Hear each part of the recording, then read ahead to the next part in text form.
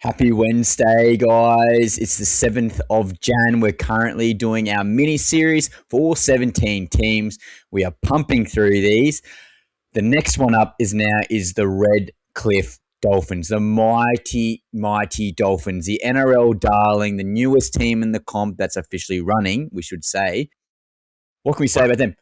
First impressions from the 2025, fantastic. All things considering, they had so many injuries and so many setbacks with those injuries, particularly in their forwards.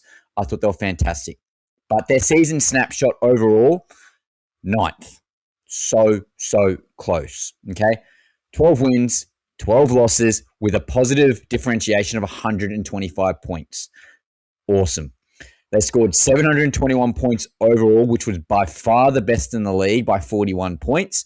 And they had a mediocre defense, which was below par, around 10th. That is definitely their biggest focus for 2026. We have a look at their home games. So 7 wins, 5 losses. And from away, they lost 7 and won 5. So again, middle of the pack, which explains their record. The biggest and most important one we can look at, again, is the run home. So the last 5 games, they won 2 out of 5.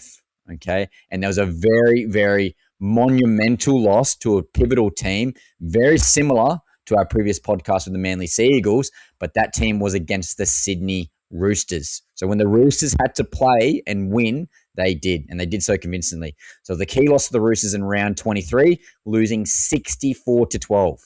If they win that game against the Roosters, assuming that they win every other game, they are on top of the ladder. Sorry, on top of the ladder, they are making the 8. Okay.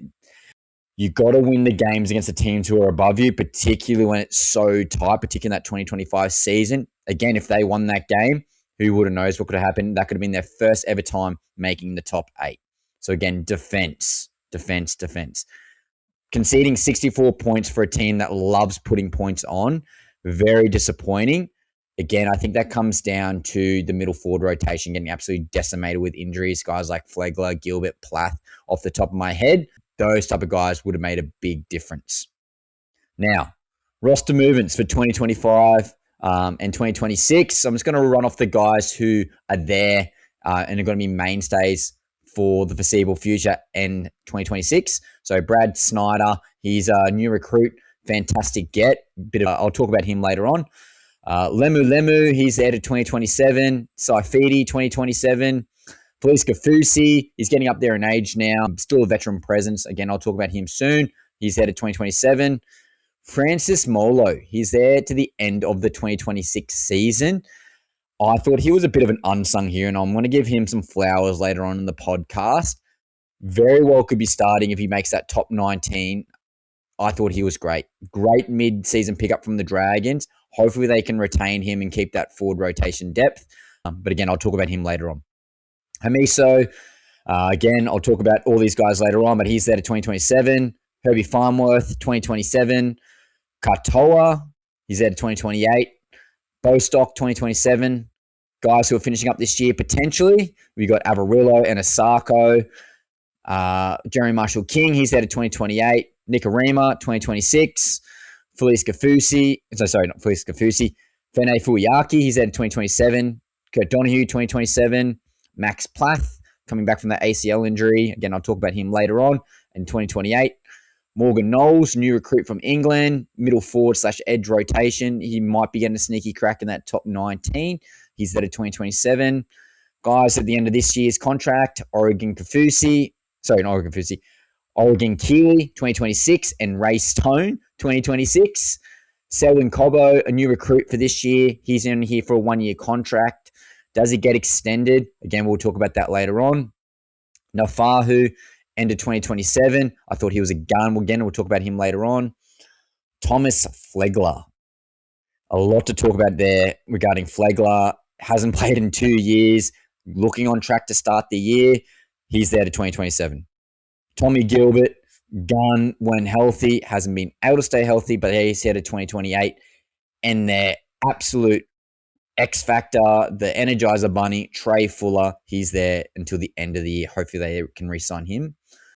But let's just talk about 2025 as a whole. So their games at the start of the season, they got Fene Fuiaki from the Cowboys, a young, dynamic, barnstorming edge runner. Didn't get much of an opportunity at the Cowboys with consistent minutes, but he seemed to lock down that starting edge position. Love him as a player. And again, I'll talk about him later on with some roses because I think he definitely deserves some. He got invited to the Origin camp from Billy Slater for Queensland. So obviously that speaks in itself. Daniel Saifidi, big pickup from the Knights, big middle forward. Max Fengay went to the from the Dragons, outside back depth. Francis Molo, who I was talking about earlier on, huge get, absolute huge get. Middle forward rotation, international representative for Samoa, I believe. Sebastian Su'a, didn't get much game time, but edge middle depth. And Junior Tupou, same sort of thing. Wing center, but yeah, not too much to talk about there. 2025 losses. So Jesse Bromwich, he was a former captain, big loss there. Jay Wall, former Titans, he's retired. Tavita Pangai Jr. went to Catlins. Ewan Aiken went to the Rabbitohs. Tessie Nui went to Lee's Rhinos. Balance Te Whare, hard one to pronounce, but the big bop, he played a couple of games for Wayne Bennett when he was at their Tencha. He went to Japanese rugby, and Mason Teague went to the Knights. In regards to their 2026 games, okay, this is a big one here. Selwyn Cobbo, strike outside back, provides depth in all three positions, fullback, center, or wing. Where does he play for the not the Dragons? Where does he play for the Dolphins in 2026? I'm assuming it'll be in the starting centers. I prefer him on the wing. Provides great yardage, but we will see. We will see when we get to that top 19. Brad Schneider came from the Panthers, halfback, 5'8", hooker, utility off the bench. Great pickup. Yeah, because they obviously lost Sean O'Sullivan. So I think that's a good pickup for them. Morgan Knowles, I mentioned him earlier on. He's come from St. Helens. He's a lock middle, high motor. Definitely will be pushing for a number 19 / starting jersey. But does he make it at the start of the year? Another one to be talking about later on. 2025, how they actually went. So as I mentioned previously, their attack was dynamo. It was the best in the league with 721 points. Outrageous, especially like their last 10 weeks of the season. They were putting up like 50 or 60 points in some of these games. Absolutely crazy, even with their forward injuries. Awesome in regards with Herbie Farnworth on the left edge. Give him the ball, and he was just gone. Absolutely gone. Hammer, great support play as per usual. Yeah, those two guys I can't give enough praise to. Outside back guns, Herbie, international representative for England. Hammer, international representative for Queensland. And then next year, or this year, technically 2026, will be representing Samoa. If their back five stays healthy, they're one of the best back fives in the comp. We will see. But consistency is obviously the key. Bostock went down. Asako didn't get any ball. That right edge was definitely questionable. Getting no ball, because obviously Herbie Farnworth is so good in his own right. We'll see how they go there. Nicarima was great in patches. I thought as the season went on, he was getting better. Definitely. Great runner of the ball. Good eyes up footballer. Complements Katoa perfectly, where Katoa's more the orchestrator. Nicarima is more the guy just, having a look, see what's in front of him and lets him go. But yeah, Katoa's still learning, but obviously huge monumental upside. Could be pushing for State of Origin. Particularly if Queensland go 2-0, for example. They might want to blood him early on. We'll see. But he already got invited to the Game 3 camp. But Moses and Cleary, in my eyes, will be the two starters for next year. Now, defense in 2025. So obviously missed some big middles in regards to Flegler and Gilbert. Huge losses there. I think it was just their dog, their aggression. They definitely missed them. They were putting guys like Kurt Donahue, who's obviously a small ball lock. He was like a half at some stage, / hooker, but he was playing lock. So that's obviously saying to what their forward depth was looking like. Max Plass is another guy who got down. Yeah, missed some aggression, some big middles. Flegler, Gilbert, big losses. I thought their edges weren't always great in defense. Again, that comes down to consistency, repetition, youth, more experience, another off-season, cohesion regarding to not many people leaving the club. I think they're going to be better for the run for next year, or this year, sorry. Fene Fuiaki, Lemu, great attacking weapons, but can they defend on a consistent basis? Identity, they were physical, they were competitive, and they were rarely out-toughed, and that was ingrained from that Wayne Bennett era, and Christian Wolf has continued on with that, and they're hard-nosed, okay? They're going to, every time you're going to play them, you're going to get hurt in contact, regardless if they're missing some of their big bops, but they're always going to be competitive, and obviously that stayed true to how many points they scored in attack. But obviously they lack some polish and game management in tight ones. That's probably due to some inexperience from Katoa. Guys coming out of Origin, losing Herbie Farnworth in the back end of the year was absolutely killer. And that's probably one of the main reasons why they didn't get in the top 8. But we'll touch on that later on. So under and over performers for 2025, people who over-delivered in my eyes, Herbie Farnworth. He's elite. He is by far the best center in the league. Him and Stephen Crichton, 1A, 1B in my eyes. I'd probably have to put Herbie slightly above him in regards to offensive upside. He was your gun. Like when he tore his hamstring, I remember he was on like 60 Supercoach points in like 20 minutes. I'm like, Herbie Farnworth is about to pop off and then bang, sniper rifle. When Herbie went down, that was pretty much the Dolphin season. That's how important he was to that 2025 squad. But his defense has improved significantly. His confidence is through the roof.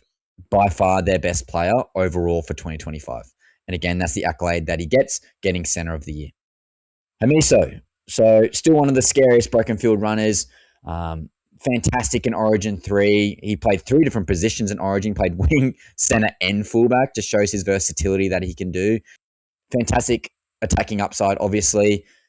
Getting better in regards to facilitating and being the sweeper. I'd love to see more of a short kicking game develop in that 2026 coming season. I think that's his next part that he needs to work on. But he's a Ferrari. He's a high-end guy, top speed, probably the best support player in the league. Hamiso, 10 out of 10. Jerry Marshall King, he's probably in the tier 2 hooker position, I would have to say. Obviously, you got Harry Grant in tier 1. Blake Brayley is pushing there. Harry Grant, I'd probably say Jerry Marshall King is probably in a top 5 hooking position. Struggles to stay in the park. That's his biggest flaw. If he can stay healthy, touch wood, he'll be fantastic for them in the 2026 season. Kurt Donahue, he was the Mr. Fix-It for 2025. He played everywhere. He looked good when doing so. And I thought he looked really good at lock. That small ball, the new age of rugby league, not being so big bop, let's say it like that. I'd like to say the more linking role provides more attacking flair, and again, speaks volumes to their total output with 721 points given. He was their Mr. Fix-It. Does he start in 2026 with Maxi Plath due to come back in round 4? Time will definitely tell there. I think it's his jersey to lose because he definitely earned it. Shout out to Kurt Donahue. Max Plath, he was an unsung hero before the injury, sort of popped out of nowhere. Could play edge, could play middle, could play lock, could play a little bit of dummy half. Very Kurt Donahue-esque, very similar, and you like the versatility that those two boys could have. However, went down with the ACL injury, devastating for him. Potential Queensland player later on, we will see. But I think they're going to ease him back in. So again, let's say he comes back round 4. Let's say by round 10, he'll be fit and firing and definitely be pushing for a starting position, if not already starting by then. Trey Fuller didn't play many games, but when given the opportunity to play, my God, he was electric. He was by far one of the best attacking players in the comp. For such a small dude, he just breaks the line. He's a tackle-busting machine. He's probably like my weight. I'm 80 kilos. Trey Fuller's probably not much more than me, if not the same weight, but he's so strong in contact. Fantastic support play. And when he actually started at fullback with Hammer then shifting to center or Hammer not playing, he also came back from an ACL injury, something else to note there as well. But when he was playing, fantastic. And he also got recognized in the Prime Minister's 13 for being that good. So fantastic. Fuller, wouldn't mind seeing him getting a crack if the Dolphins start slow. Does he make the top 19? Time will tell. I'll tell you guys later. But again, question marks for the 2025 2026 season. So again, penalties, 6 again, compounding errors. That's every team, guys. But again, for this team that struggled with defense, particularly with lacking forward depth with all those injuries at the start/middle of the year, struggled there. Edge consistency with Lemu Lemu, Fene Fuiaki, and sometimes Khalees Kafusi. More reps for the two former players. Kafusi, obviously, I see him more as a middle these days. Break class in case of emergency on the edge. And now with the 19 players on the bench, I just see him purely as a front rower, as a small ball front rower. But again, they need to find balance between Lemu Lemu and Fene Fuiaki, potentially Morgan Knowles coming through. And again, closing the tight games away from home. When at Suncorp, when at Redcliffe, they were pretty good overall, but the games they were meant to win, example, Roosters game, they've got to be winning those. Tigers at the back end of the year, again, I'll talk about that later on. You got to win those games, otherwise you're not going to be a top 8 quality team, even if your team's good on paper.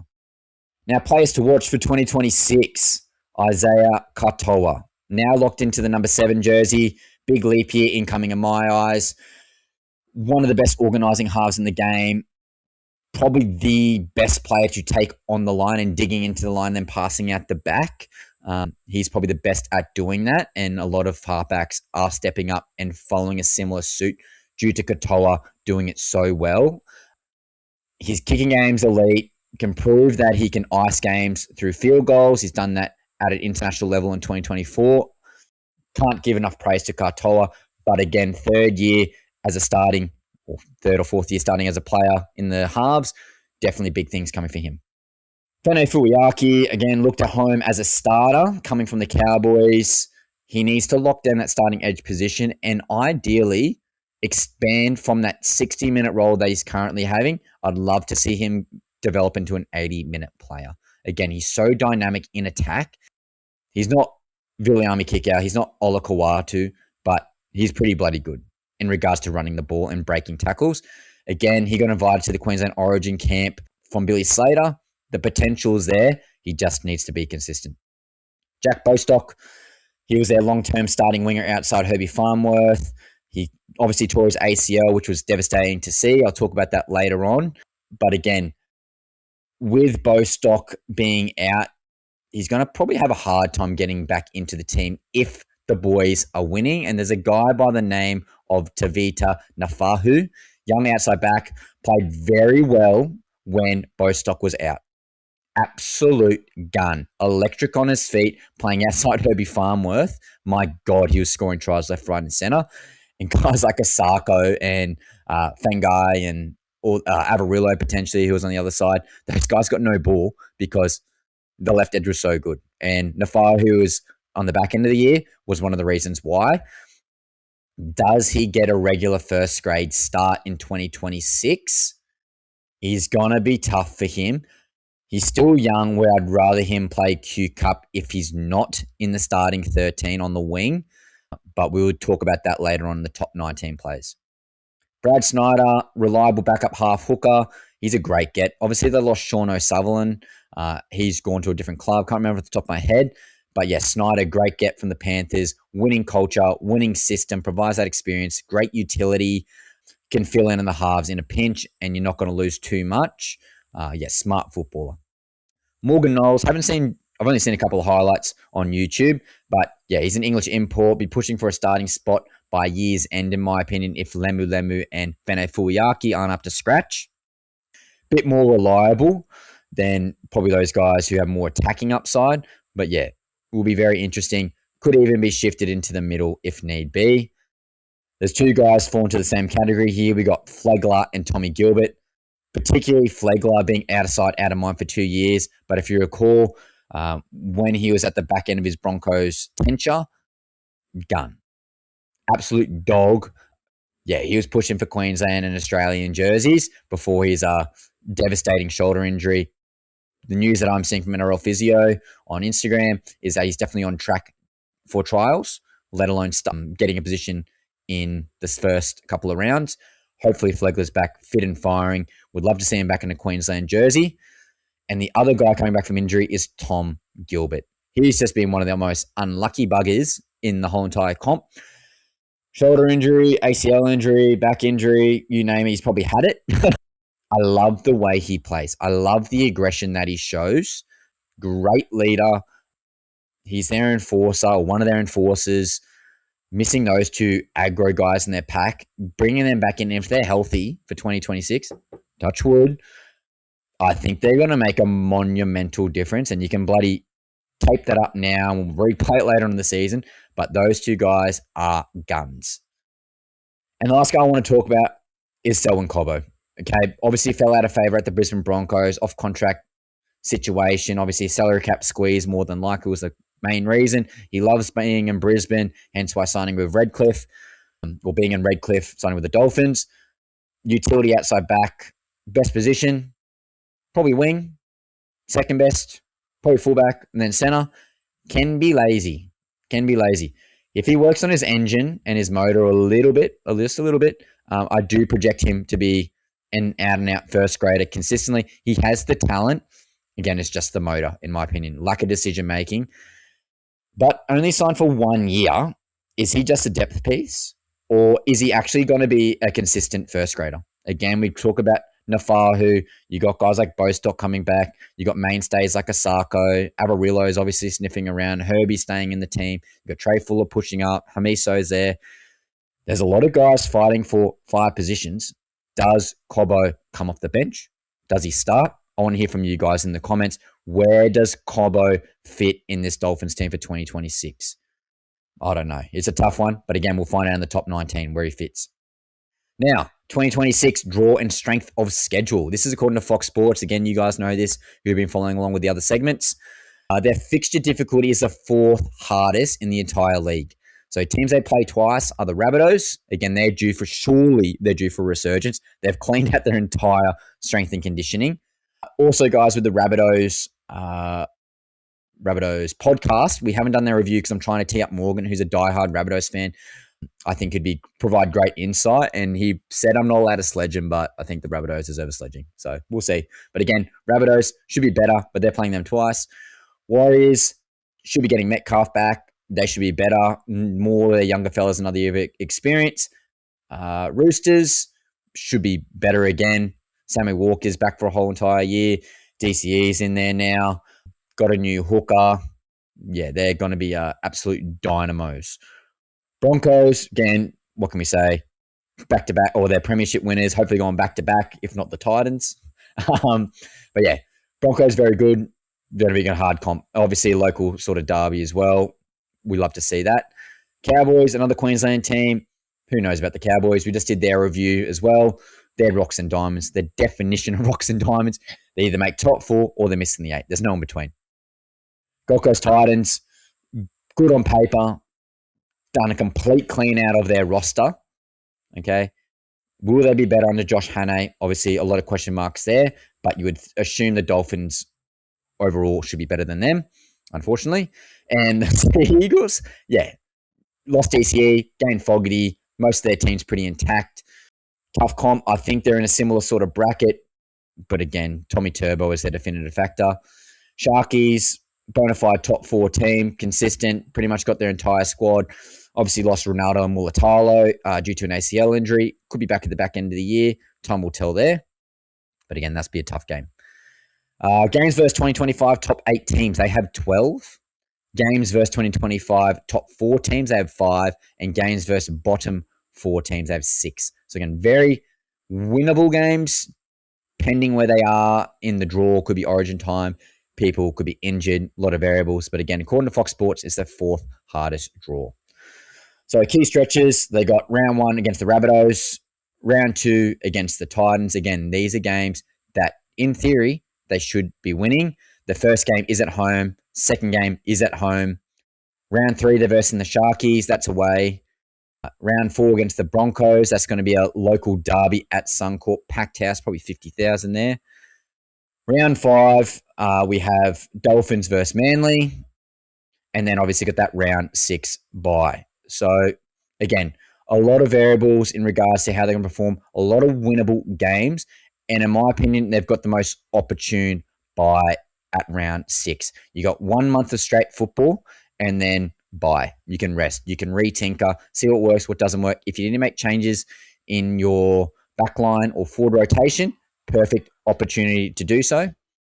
In the middle draw, okay, they've got some games that are going to be traveling a lot, okay. They're going to Darwin against the Panthers.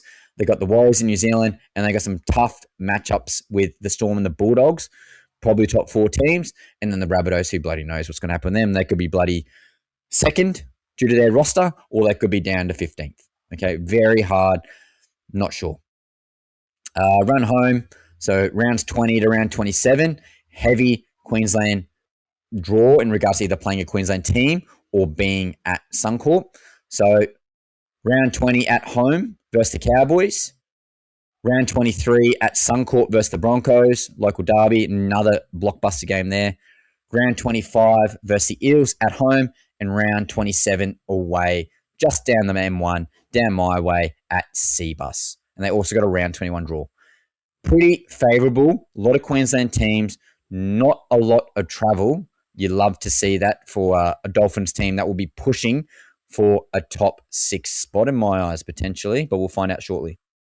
Lots of big name opponents who are they playing twice, but again, a lot less travel than other Sydney clubs, particularly in the back end of the year.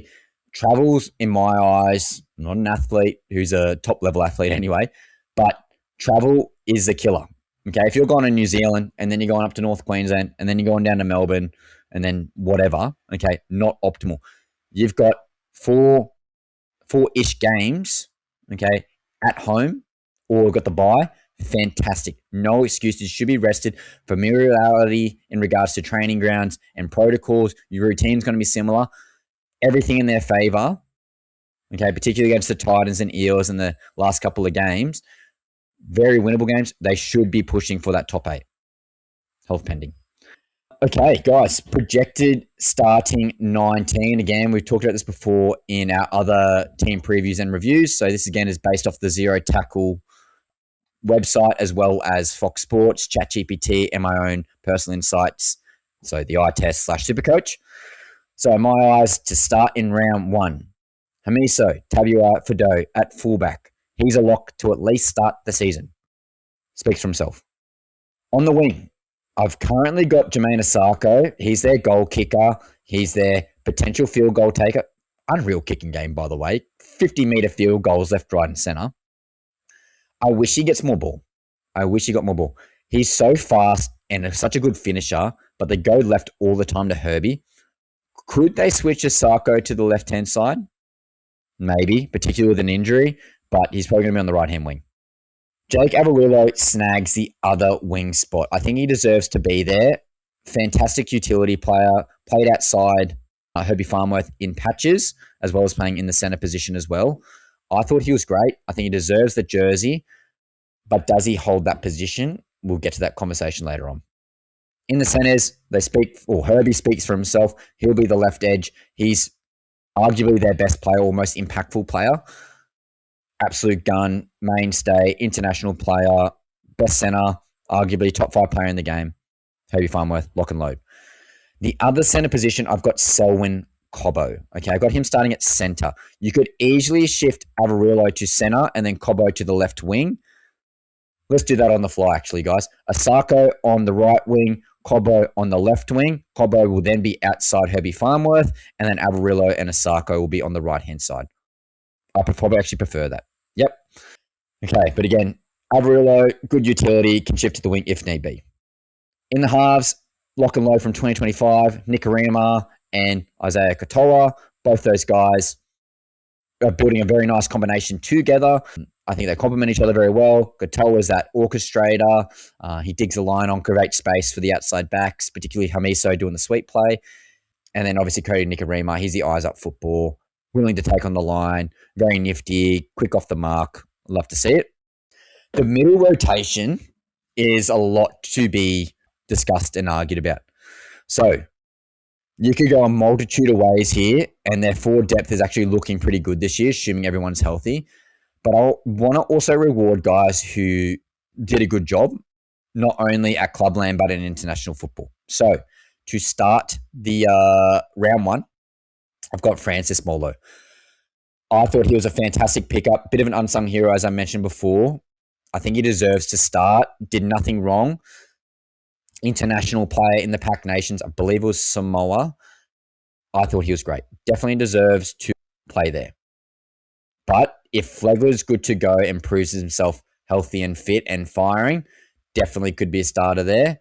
Another sniff could be Felice Kafusi. Okay, you might want to start with the experience, take the grunt out of the game, then you get a bit more aggro and bop on the field with Molo. Three guys for one position in my eyes right there. The other front row, I think he's a lock and is arguably their enforcer, is Daniel Saifidi. Big fella, got that dog in him. Yeah, he's their biggest guy on their team. And he's been relatively healthy overall. Yeah, Daniel Saifidi will be their starting front rower. Again, as I mentioned before, Molo, Kafusi, and Flegler will be fighting for the other front row spot. My ideal starting second rowers would be Lemu and Fene Fuiaki. I think both of those boys provide a lot of athleticism, attacking dynamo, good leg speed, can hit hard in defense. I think it's more so the athleticism that is the draw card for me personally. You could obviously put Tom Gilbert in there as well as a smoky on the edge. Maxi Plath, when he comes back healthy, that's another smoky you could be starting on an edge. A lot to be desired, but we will see. Tommy Gilbert could definitely be on one of the starting edges with another guy coming off the bench who I'll talk about shortly. At number 9, at hooker, I've got Jeremy Marshall-King, lock and load, set and forget. Again, he's like a tier 2/3 hooker. Can he stay healthy? Can he minimize the head knocks? That is his key to a successful 2026 season. As I mentioned previously, Tom Gilbert at lock currently, but could be easily shifted to the second row if they want a specialist back rower coming off the bench. But yeah, currently got him at lock. Brad Schneider is my number 14. He's my utility half/hooker. Experience, premiership winner, coming from a winning system with the Panthers. Very happy with that selection there. Morgan Knowles, coming from England. Middle, lock, could play some edge. Defensive workhorse. I think he gets a top 19 position. I don't think he starts just yet. Could be smoky on later on the season. Now, I think number 16, I've got Kurt Donahue. He's my lock/utility player. Very hard done by. Could easily be starting at the lock position with Lemu dropping back to the bench. Tommy Gilbert going to the second row and Donahue starting at lock. Very well could be the case. But at this current configuration of first glance, I've got Donahue off the bench. Felice Kafusi is my other guy. Again, I talked about Molo and Flegler. Any of those three boys could be starting in that position. It could be very well matchup pendant. It could be if someone's got a bit of a niggle and they want reduced minutes. Does Kafusi provide enough impact off the bench? Maybe not. Maybe not. He's getting a bit old. He's more of a veteran. Good in defense. Small ball middle. Still aggressive as all hell. What do you tell me, guys? Would you rather Kafusi start at the front row position instead of Molo/Flegler, or would you rather him come off the bench or even potentially drop from the team because he's got so much depth now? You let me know in the comments. Number 18, guys, I got Tommy Flegler. I want to ease him back in. I'll put all the pressure off him. Has the talent to be a starter, has the pedigree to be a starter, has the games behind him to be a starter, but I think 20 minutes, let's go 20 minutes for Flegler on his return, at least for the first month. See how he goes, see how the shoulder goes. Ease him back in. Get the confidence up. And I got my number 19. I got my break glass in case of emergencies in Trey Fuller. He's the X factor. If the chips are down, you put him on. Okay. If an outside back goes down, you put him on. Hammer very easily can shift to wing or center. Trey Fuller at the back. Again, I mentioned before, got a call up for the Prime Minister 13. He played on the wing. He scored like 4 tries. Okay, he's just a gun. He just knows how to find the line. He knows how to set the attack.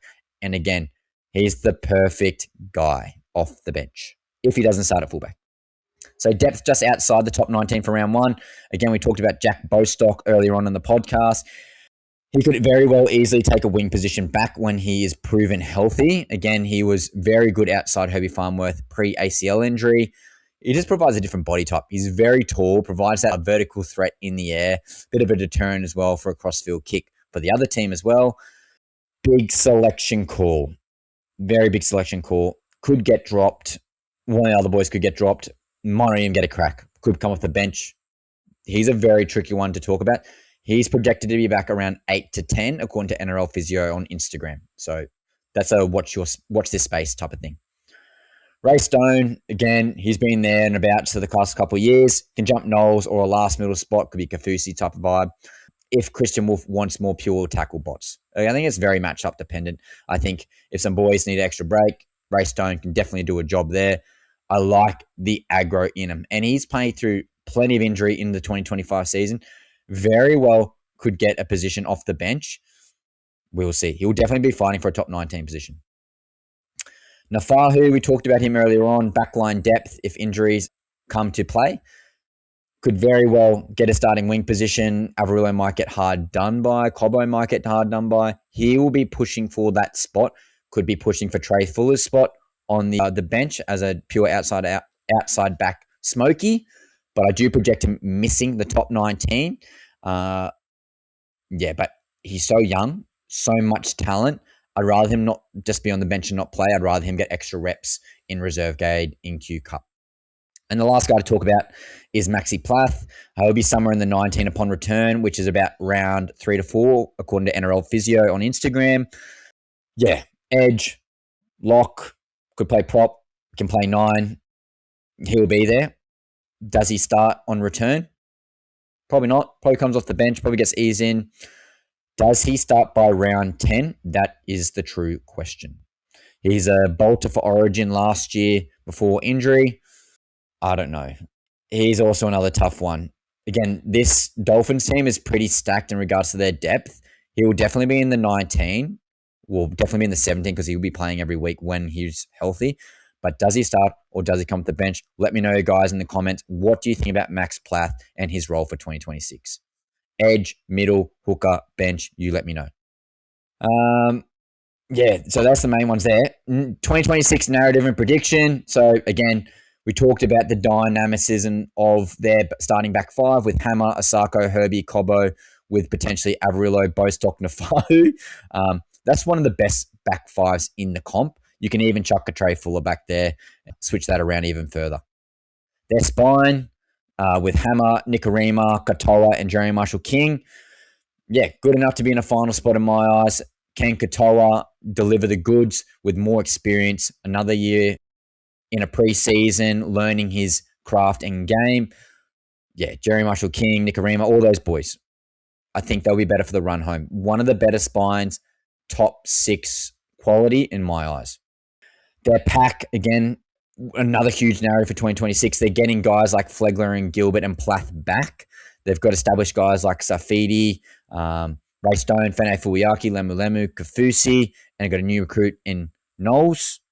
Okay, plenty of depth now in the forwards. Can they be dominant enough against some of those big dog packs like the Brisbane Broncos, like the Canberra Raiders, like I guess you could throw the Penrith Panthers in there as well. Can they stack up? Going off those names there, definitely. Now, guys, my ladder prediction for the Dolphins in 2026.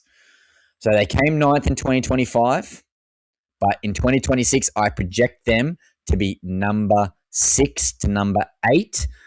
Okay, it'll be officially their first finals appearance in their tenure. They have the 4th toughest draw, okay, but their talent bump with Cobbo, depth with Schneider, and a new recruit in Knowles with minimal disruption in terms of losses, and obviously getting natural improvement from Katoa and some of the other younger boys, and particularly getting some forwards back with, as again I mentioned before, Gilbert, Flegler, and Plath. I expect big things from the Dolphins in 2026. In my eyes, their ceiling, anywhere between 3rd to 6th, if they can close out those games and maintain health. Their floor, however, they could be down to 10th to 12th if discipline and defense don't improve. And again, I've talked about this in our previous reviews/previews. The competition has so much transparency and it's so stacked that I could honestly see probably 6 to 16th. Honestly, maybe 2 games away from making the 8. That's how good the competition is, and that is fantastic as a viewer, as a spectator, as an analyst, as a commentator, as a podcaster. Everyone's a winner. Everyone's a winner. The quality of football in 2026, I'm projecting it to be absolutely outstanding, particularly now with this new interchange rule with 6 players total. We've had dilemmas in the past where an outside back goes down, a second rower goes in. I don't want to throw anyone under the bus, but I remember it vividly as a Gold Coast Titans fan. I'll quickly tell the story. I think it was against the Melbourne Storm, or it could have been the Penrith Panthers. It was one of the two, but we're at a home game. Jacob Alec-Winky had to get shifted to the centres. I believe Brian Kelly got injured, and then one of those two teams identified it straight away, and Alec-Winky couldn't catch up with the centre. Bang, they scored after coming back from a deficit, and the Titans lost that game.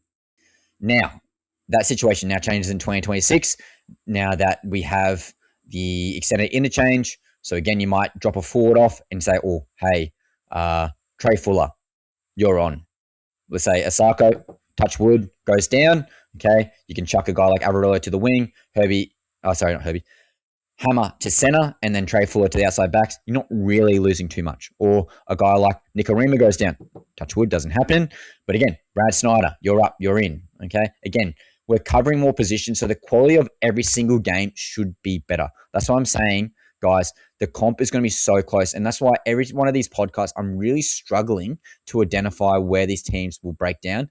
And as I mentioned in the last podcast with the Parramatta Eels, I'm going to get some other boys on, and we're going to have a full breakdown of the draw and the ladder predictor, okay, to identify where everyone's going to be. Because again, guys, I'm really struggling. But again, they're floor 10 to 12th, but again, 1 win away from being in the top 8.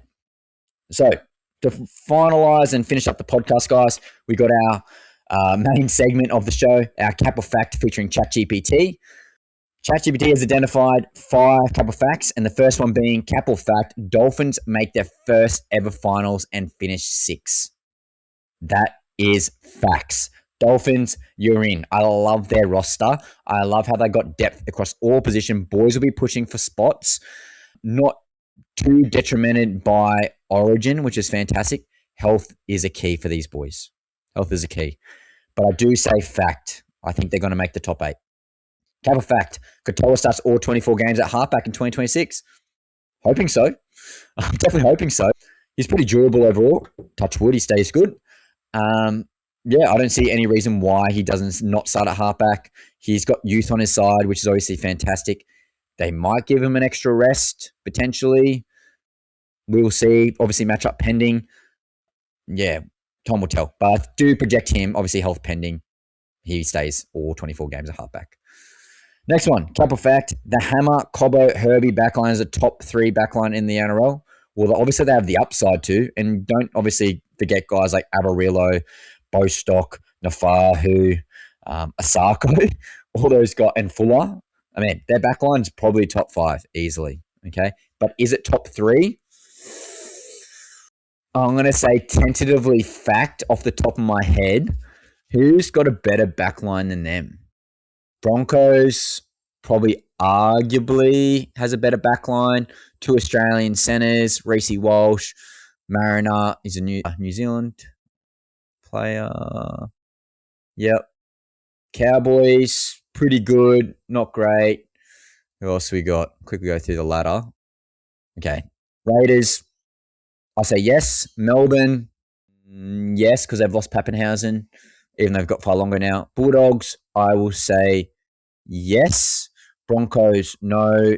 Sharks, yes, because Mulatalo is injured. Warriors, I'll say yes. Panthers, I will say no. Roosters, I will say no. Manly, I'll say no. Parramatta, yes. Cowboys, yes. Tigers, yes. Rabbitohs, you got Jai Gray, AJ, Latrell, Campbell Graham. Oh, that's tough. That's a 50-50 one there. Dragons, yes. Titans, yes. Knights. That's tough too. Knights got a pretty good backline. Ponga, Marju, Dong Young, Gagai, and Brabham Best. That's tough. Man, the league's pretty good.